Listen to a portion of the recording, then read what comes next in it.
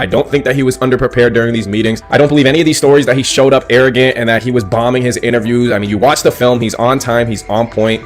You watch his interviews, he answers like a 10-year NFL veteran. Like, he's clearly dominating OTAs. It's every single day there's a new report of how well he's doing for the Browns in OTAs. And I mean, you can say what you want, it's just OTAs. Okay, if that's your new narrative, then he's doing exactly what he needs to be doing. He's on point, he's on time, he's getting the respect of his teammates, and he's making plays. So we're gonna see years down the line, something's gonna come out that I don't know what exactly it was, but something will come out. Critics have been waiting for an opportunity to dismiss Sanders. They labeled him overrated, accused him of benefiting from nepotism, and claimed his profile came only from his last name and polished image. Within their own echo chamber, they cited every game in which he fell short of huge passing numbers as validation of their doubts. Since Sanders has begun receiving formal recognition, criticism has escalated. A wave of self-appointed analysts is dissecting his throwing mechanics and team role, and many online commentators now argue that his promotion reflects deeper problems within the sport. Shannon Sharpe rejected each criticism directed at Shedeur Sanders. During the broadcast, he turned a routine segment into a detailed examination, acting as presenter, interrogator, and fact-checker. Sharpe walked viewers through game film, season statistics, and scouting reports to show why Sanders merited his recent promotion. Whenever a panelist claimed Sanders had not earned the role, Sharpe countered with completion percentages, efficiency ratings under pressure, and documented late-game drives that changed outcomes. He stressed that the backlash was driven less by on-field evidence and more by reluctance to revise earlier opinions. Sharpe argued that critics were upset not because Sanders lacked qualifications, but because his progress contradicted their initial narrative. By the end of the discussion, Sharpe had moved past simple defense and reframed Sanders as a clear example of performance-based advancement, demonstrating that early predictions can be wrong. Never heard of no Dylan Gabriel or Tyler Shock. What the hell is that? So how is Shedeur Sanders going behind them? I'll tell you how. Collusion. 4 different times they passed on him. How the hell does that happen? 4 rounds. It doesn't happen to a quarterback. We've never seen anything like this before. Shedeur Sanders with the watch. Shedeur Sanders with his bravado. Shedeur Sanders with this supposed arrogance or whatever. Shedeur Sanders' advancement did not happen by chance. While detractors questioned his resume online, he continued to prepare, attend every practice, and deliver accurate throws under pressure. The contrast between his output and the complaints directed at him has been stark. Some critics even argued the selection committee was, quote, biased toward performance, as if rewarding strong play were improper. Rumors quickly followed. Certain commentators speculated that a public relations push from the Sanders family must have influenced voters, suggesting everything from coordinated media strategies to alleged favors for coaches. None of these theories addresses the basic point. Sanders earned his promotion through consistent production, poise in the pocket, precise ball placement, and efficient decision-making. Shannon Sharpe highlighted these facts during his response. He noted that Sanders' performance metrics justify the recognition and emphasize that resistance to the move stems more from prior prejudice than from substantive evaluation. For Sharpe, the goal was clear: present the data, challenge unfounded claims, and correct the narrative. The discussion, therefore, became a broader statement about acknowledging merit and abandoning outdated assumptions. Colin Cowherd defend college basketball coaches who have gotten a DUI, come to their defense and say they didn't need to be fired, that they deserve a second chance. But Shedeur Sanders drives 40 miles over the speed limit, gets a one-on-one ticket, and Colin Cowherd comes on his show today and says he's out on Shedeur Sanders. He's seen enough. He can't support him anymore. He can't be in the Shedeur Sanders camp because of this speeding ticket. Shannon Sharpe addressed commentators who portray constant doubt as expertise. Those who discount strong performances with "we'll see" but declare bust after a single mistake. He noted their belief that progress only counts if an athlete visibly struggles. Sharpe's response was methodical rather than emotional. He presented evidence, cited statistics, and calmly refuted each claim. Following his remarks, several critics began revising or deleting earlier posts, recasting themselves as longtime supporters of Shedeur Sanders despite having questioned him for months. Sharpe insists on accountability, naming specific individuals and dates while requesting public acknowledgement of prior errors. He argues that analysts cannot spend months undermining a player's potential and then quietly adopt a supportive stance once the athlete succeeds. These are serious, big-time top-of-the-line playmakers that they have. If you can go 45-42 in the fourth quarter because your quarterback set the school record with 510 yards passing. He was flawless. Shedeur is big time. I didn't know for sure, will it translate to the next level of competition? Yes, it might translate to the next level of competition as he can play. Critics who once claimed Shedeur Sanders was unprepared now hesitate to acknowledge their mistake. They resist retracting earlier comments and struggle to accept that an athlete can succeed without their approval. Sanders continues to share practice clips and game highlights without engaging the debate, while Shannon Sharpe documents every dismissive remark, ready to revisit them on national television. The disapproval did not slow Sanders. It underscored his progress and exposed the gap between perception and performance. As a result, the conversation has shifted. Analysts who doubted him now describe him as undervalued and publish detailed evaluations of his mechanics and game management, suggesting long-standing familiarity with his career. In a matter of weeks, critics have recast themselves as advocates, demonstrating how quickly opinion can change when consistent results leave little room for doubt. Shannon Sharpe signaled that his commentary is not over. He considers Sanders' advancement a positive outcome for every athlete who has been overlooked or criticized for having confidence. Sharpe stressed that analysts do not have the authority to determine who deserves recognition based on personal preference. The reaction to Sanders' promotion, he argued, revealed how quickly opinions can shift once results are undeniable. Sharpe pointed out that many vocal critics became quiet when confronted with objective performance data. This exchange, Sharpe insisted, reached beyond defending a single quarterback. It challenged the practice of dismissing achievements that do not fit familiar narratives. He reminded viewers that success does not require external approval and that consistent talent will surface despite online commentary intended to minimize it. While critics reconsider their positions, Sharpe remains steady, assigning credit to the athlete and allowing the scoreboard to confirm the argument. In his view, the statistics speak clearly enough. Sharpe also emphasized that the intensity of the backlash must be placed in context. College football is a volatile environment where unexpected outcomes are common. Therefore, declaring failure based on incomplete evidence only weakens the credibility of sports analysis. The discussion underscored the need for measured evaluation rather than reactive judgment. Zach Jackson and him and everybody else that we talked to have said that Shedeur looks good. He looks really good. Yes. He looks better. And we got Zach that say Dylan Gabriel ain't even an NFL quarterback. It's true. So how is it that this man can't get a rep with the ones, but that non-NFL quarterback can? We all what agree with sense that. does that make? Some observers now claim that recognizing Shedeur Sanders' strong performance undermines football's traditional standards, even though they previously argued he received coverage only because of his father. Faced with Sanders' current statistics, those critics are searching for explanations that fit their earlier narrative. The data have always been clear. Their earlier objections ignored that fact. Shannon Sharpe is openly highlighting this reversal, comparing past negative remarks with Sanders' recent 400-yard games to demonstrate the gap between criticism and evidence. Sharpe did not force these commentators to backtrack. He simply displayed their earlier claims alongside Sanders' results, allowing the contrast to speak for itself. Grab hold of the starting job. Yes, but I don't think we're going to know which one until we get deep into August. Now, I think, we tracked the reps everybody was getting at practice throughout the OTAs and minicamp.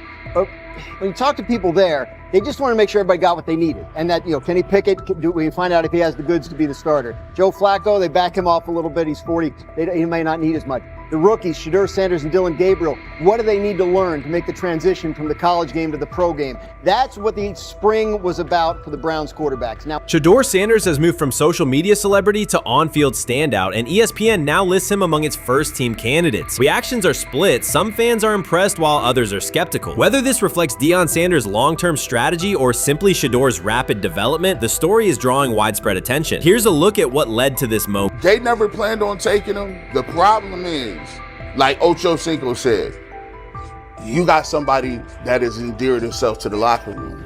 And guess what? The difference between him and Tim Tebow, the biggest one, is he can play. He can throw the ball. Tim Tebow running around being an H-back. He can throw the ball. And he's done everything he needs to do. He ain't saying nothing. He ain't rocking the boat. He ain't mad about the reps. He ain't mad about none of that. All the people out there want to see is this, like Tyvis said earlier. We want to see what he can do with Jerry Jeudy. Online reactions are sharply divided. Some fans strongly support Sanders, while others argue he is overrated. Traditional analysts cite statistics and claim his recognition comes mainly from his father's name. Sanders supporters are actively celebrating his rise and already predicting a future NFL career. Sports media outlets have made his candidacy a central topic of debate. The discussion now extends beyond statistics and victories to include his marketability, public image, and on-field presence. Sorry. Is Shedeur Sanders going to get a chance to win this job? Do you believe he gets a legit shot to win this job? Listen, I think, first of all, the action's going to really start in training camp. Like, forget all the OTA stuff. You don't win a job in OTA. The real action starts in training camp. And just like Shedeur said, during the mini camp, when it's time to take your reps, you got to make the most of it. Because I think early on, there's going to be a lot. Remember, Joe Flacco didn't hardly practice in OTAs and mini camps because they were giving the young guys. Right. So when he gets his opportunity, he's going to have to make the most of it. Analysts are closely reviewing game footage to evaluate Sanders' decisions and mechanics, while others examine his social media activity to see how he balances content creation with quarterback duty. Shedeur Sanders' placement on ESPN's early first-team list has taken over the college football conversation. Supporters circulate his highlights and argue that his on-field production and leadership justify the honor. Skeptics claim the recognition relies too heavily on his family name and question whether his resume is strong enough for first-team status. Analysts are rewatching game footage to assess his reads, accuracy, and pocket presence, while others examine how he balances a high-profile social media presence with quarterback responsibilities. The debate has pushed other storylines, such as conference realignment and NIL issues, into the background, leaving fans and commentators focused on Sanders' performance, marketability, and overall impact on the sport. I'll keep saying it. I believe Shedeur Sanders should play more games than any other quarterback on this roster this year, because he's the only guy that I look at and say they might have something here. Because I'm telling you right now, they left night one of the draft saying we are taking our quarterback next year. So it's on Shedeur or Dylan or Kenny, probably not Joe, to change their mind. To change their mind. But you got to find out. You've got to find out. Opinions differ on whether Sanders is benefiting from his family name or simply showing real progress, but the attention is undeniable. Social media is flooded with edited images elevating him to legendary status. Critics argue the first-team nod is driven by hype and marketability, while supporters point to his flashes of strong arm talent, field vision, and decision-making. Regardless of motive, the announcement has dominated the football news cycle and intensified debate over how much of his rise is performance-based versus media-driven. Highlight reels rarely show Sanders' turnovers, late-game mistakes, or inconsistent stretches. Being named to a first-team watch list suggests sustained dominance, something Sanders has displayed only in flashes. His selection appears driven as much by brand recognition and media appeal as by performance. ESPN's decision has intensified debate. Data-driven critics post statistics that question his resume, while passionate supporters predict awards and future NFL success. Commentators recall a time when first-team consideration required years of proven excellence. Yet many fans already see the announcement as confirmation that Sanders is on track for major college football honors. Shedeur Sanders has earned first-team reps when training camp commences later in July. I'm not saying like he's the first guy up when you do 11 on 11s, day 1, 2, 3, 4, 5 at training camp. I'm not necessarily saying that. But he's the one quarterback that we didn't get a chance to see take reps with the ones. But I think Shedeur has a chance to make this conversation interesting if he gets those reps with the ones and he has the same success that he did with the 2s, the 3s, and the 4s.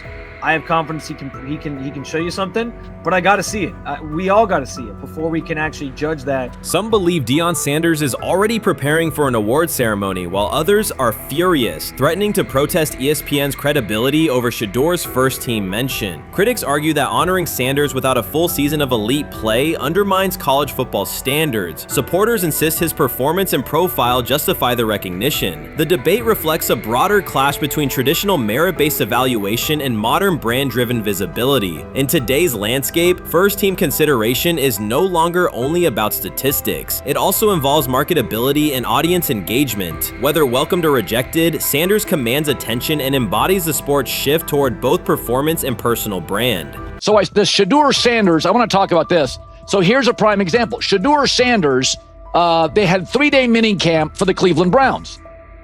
And now, Jimmy Haslam actually has some money. The Bengals owners and the Rooneys are near the bottom of the league in net worth. But what the Browns have is what I would call the Buffalo Bills used to have this years ago, pre-Josh Allen. What are Browns veterans saying about Shedeur Sanders behind closed doors? According to internal discussions, the feedback goes beyond casual praise. Several veterans describe his performance as franchise level. Private locker room conversations compare his command of the offense to established starters. And one senior assistant reportedly called him Sunday ready after a single walkthrough. The consensus is that front office staff and coaches have taken serious serious notice. Inside the Browns facility, informal conversations circulate among players and coaches. These remarks carry significant weight in personnel evaluations and often influence practice rotations. When veterans speak this strongly, the message typically reaches decision makers quickly, especially during roster planning. In short, the internal perception of Sanders is already affecting how the staff views the current quarterback depth chart. Browns vets kind of weigh in on Shedeur Sanders and how he's been since he arrived in Cleveland, in Pound Town. And I think it's very, very important that we discuss it, because it'd be really easy for these vets to, this wasn't like a on-the-record interviews. This is just kind of back channels into what the vets are saying, the rumors, but the sources telling us. And we have a couple quotes, but Shedeur Sanders, Cleveland Browns, it seems like it's going well. And it's almost like you don't want to talk about it. At the center of the growing internal buzz is Shedeur Sanders, the rookie who entered Berea with late-round expectations but is being discussed privately as a potential long-term starter. This is not a routine camp tale about an extra arm taking practice snaps. Sanders has seasoned teammates, players with playoff mileage, quietly reassessing his ceiling. Observers who overlook these conversations risk missing one of Cleveland's most deliberate personnel moves in years. Sanders is not on the roster because of his surname. The Browns reviewed their quarterback depth, weighed costs, and chose a controlled, development-oriented option they believe can stabilize the position. His presence is already changing practice dynamics. Veterans notice his pocket awareness, adjust routes to his timing, and acknowledge that he processes coverage at an advanced level for a first-year player. Leadership patterns in the huddle feel different. Sanders delivers with precision and composure that challenge defenders to reevaluate their calls. The strategic upside is clear. A 4-year rookie contract offers cap flexibility while other franchises cycle through expensive stopgaps. Coaches and front office staff view Sanders as a calculated investment, not a publicity experiment. Outside chatter still focuses on Joe Flacco's age or Kenny Pickett's development. Inside the facility, however, veterans pause film sessions to dissect Sanders' ball placement and progression speed. Position coaches highlight clips where he works through reads decisively and delivers on time, traits rarely attributed to rookies. Sanders' confidence is measured rather than theatrical. He moves as though the NFL tempo is familiar, and that calm spreads across the roster. Experienced defenders are rechecking the depth chart and asking if the quarterback competition is tighter than publicly acknowledged. Great kid, and whether it's a following that he's earned, I mean, that's something that he's done a great job of interacting with fans, and but he is a great kid. You guys will get to know him more. He's working like crazy, just like all the guys. He's another young man. These rookies, my office is downstairs. As they got to walk by my office as they come in. They come in early. And Shedeur, just like all those guys, he's in there early. He's getting his work done. He has not yet secured the starting job. Evaluations so far come only from brief practice periods, no comeback drives, no national headlines, just steady execution in shorts and helmets. In a league that celebrates splashy debuts, Shedeur Sanders is earning trust rep by rep. Veterans typically withhold judgment until late in camp, yet several are already studying his footwork and timing, which suggests genuine respect. Inside the building, coaches sense that the Browns may have finally found a stabilizing presence at quarterback. Cleveland's recent history underscores why this matters. The team has started 9 quarterbacks over the past 2 seasons, an indicator of instability rather than depth. Sanders arrives with composure, arm strength, and a well-known surname, so any sign of readiness is magnified. Financial context also plays a role. The Browns are allocating a significant portion of the salary cap to Deshaun Watson, whose performance has not matched that investment. To manage costs, the front office signed 4 additional quarterbacks on low-impact contracts. Together, they account for far less than Watson's annual cap figure. If Sanders continues on his current trajectory, that structure could give Cleveland both competitive clarity and much-needed financial flexibility. He's the only person who's come out and say, hey, man, this dude look kind of good, man. Let me tell you what I heard. A lot of people reaching out to players in the locker room and stuff. To me, I think this is it's a red herring. Like, I'm supposed to suspend myself to disbelief that he was going to look bad. I've never expected him to look bad to start with.